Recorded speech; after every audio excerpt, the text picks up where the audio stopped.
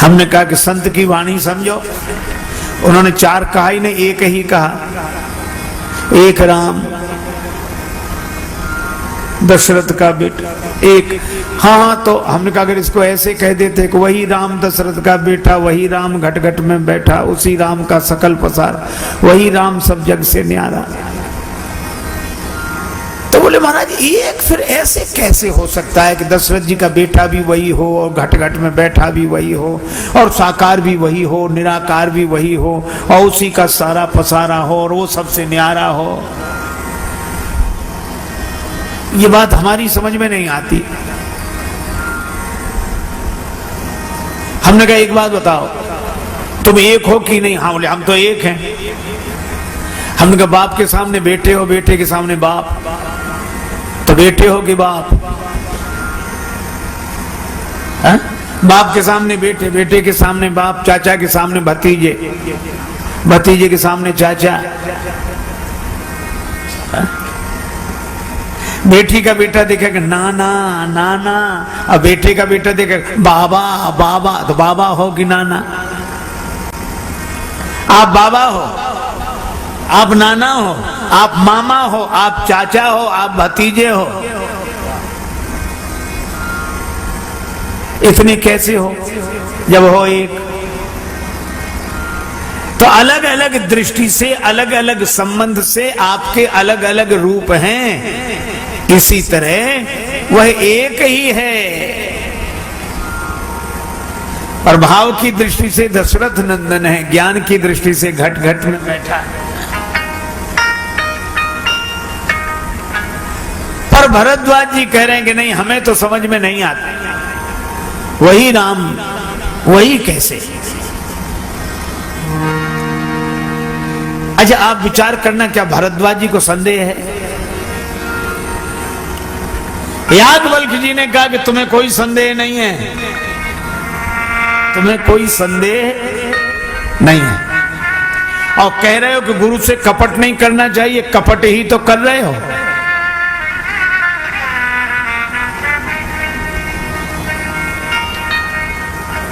तुम्हारे मन में संदेह नहीं है, लेकिन जिन लोगों को यह संदेह है उनकी तरफ से तुम यह प्रश्न कर रहे हो।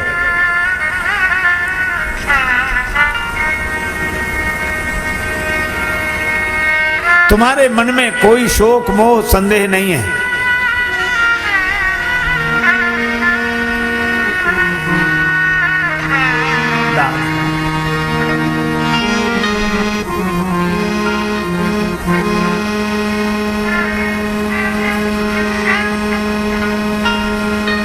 चतुराई तुम्हारी मैं जानी, चाहू सुने राम गुण गूढ़ा,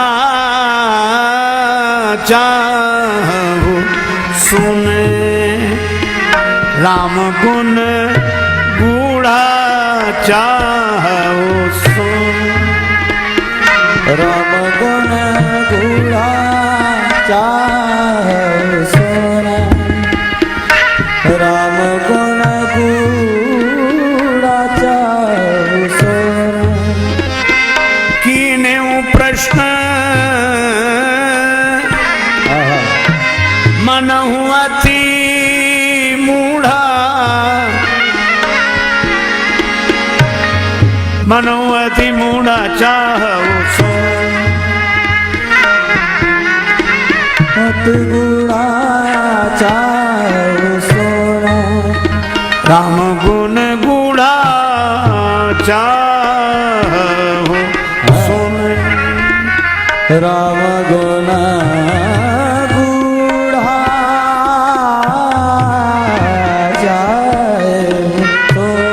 चाहू सुने राम गुण गूढ़ा, चाहू सुने, चाहू सुने, चाहू सुने, चाहू सुने। राम जी के गुण सुनना चाहते हैं और प्रश्न ऐसे किया जैसे कोई ना समझ करे।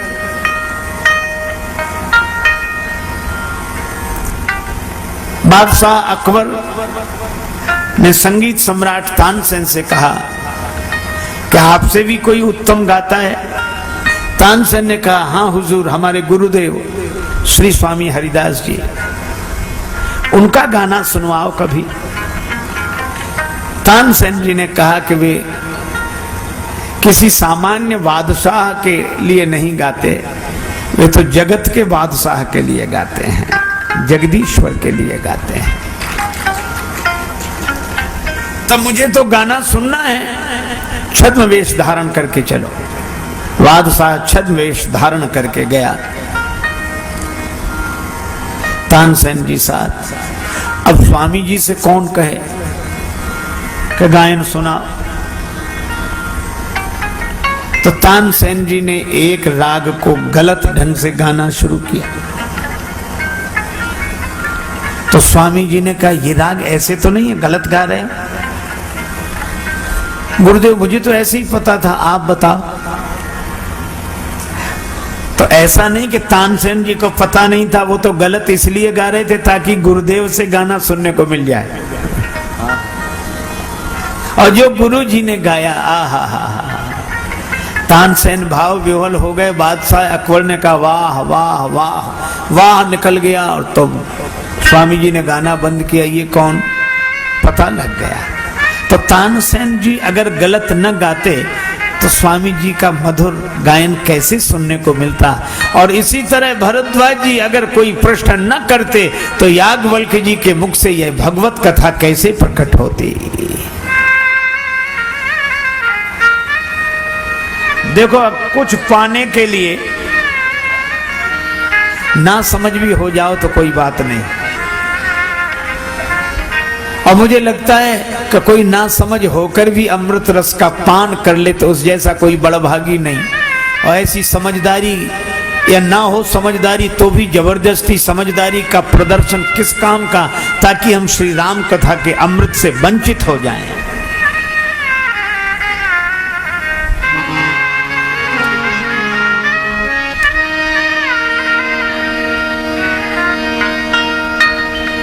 और यहां आप लोग बड़े विज्ञ पुरुष हैं। एक बात मैं और कहता हूं कि भरद्वाज जी को तो संशय नहीं है, पर सती माता को,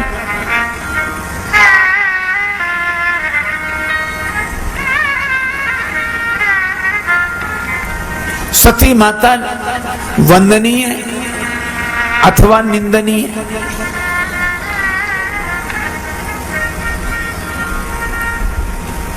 एक महापुरुष ने बहुत अच्छी व्याख्या करते हुए कहा कि सती जी में उनके पिता दक्ष का भाव है, इसीलिए कहा गया चले भवन संग दक्ष कुमारी। और इसीलिए उन्होंने भगवत कथा नहीं सुनी, क्योंकि दक्ष कुमारी। चतुर लोग नहीं सुनते।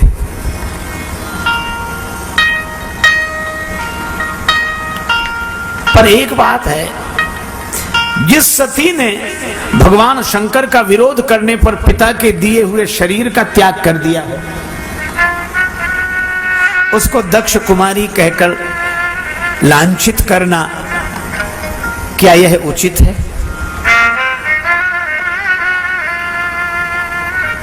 पर व्याख्या बड़ी अच्छी है। तो एक दूसरे महापुरुष का भाव सुना।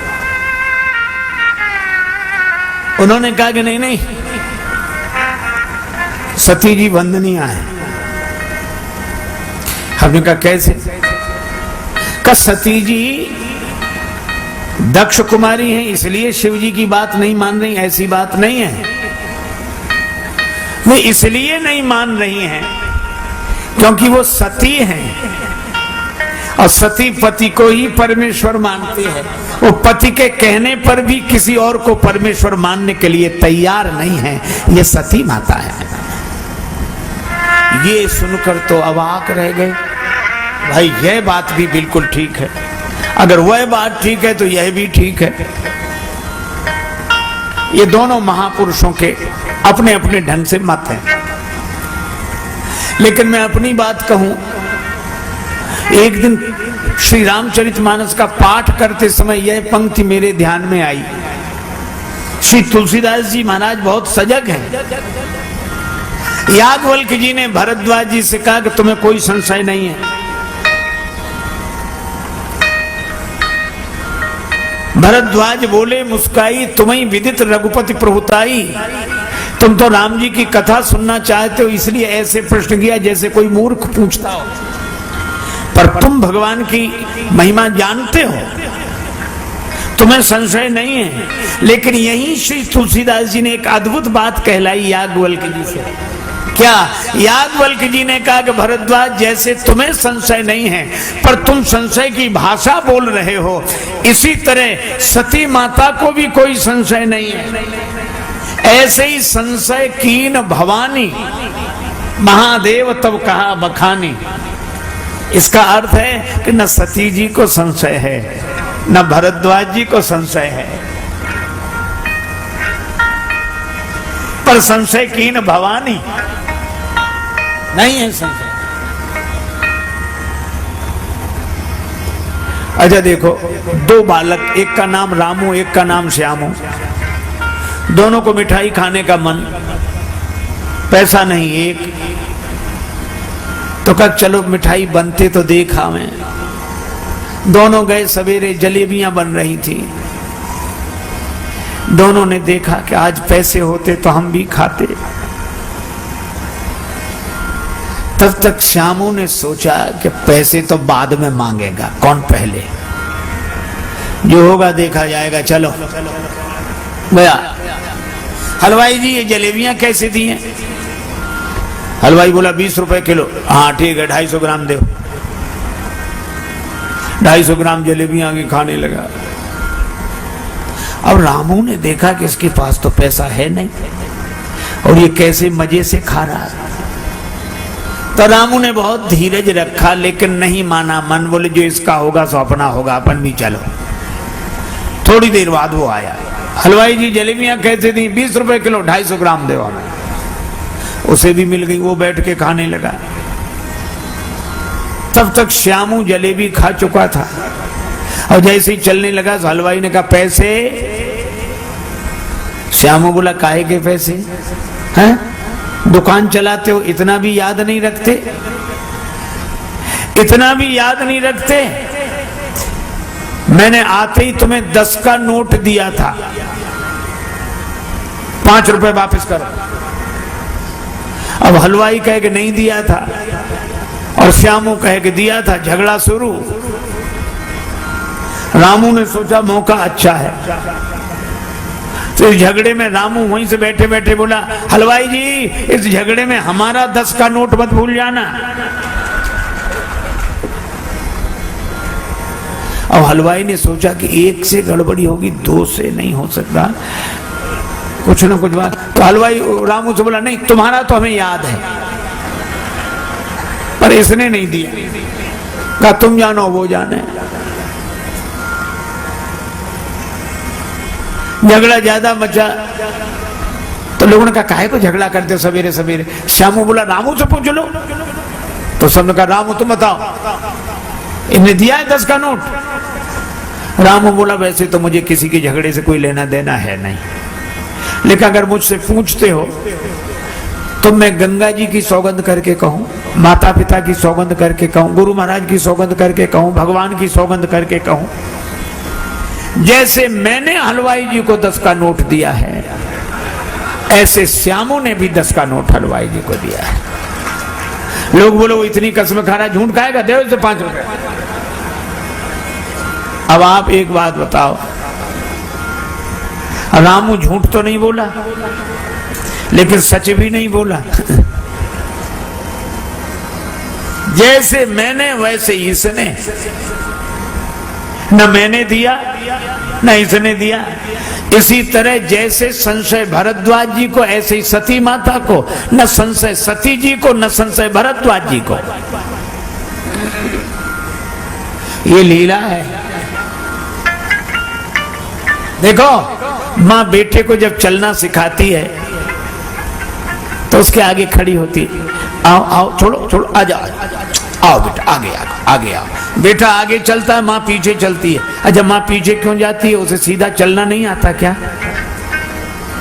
आता है, पर ये उल्टा क्यों चलती है? ताकि उसका बालक सीधा चलना सीख जाए। मुझे लगता है कि सती माता हैं, उन्होंने उल्टे चलने की लीला इसलिए की है ताकि उनके बालक हम लोग सीधा चलना सीख जाएं। ये बात है, संशय नहीं है।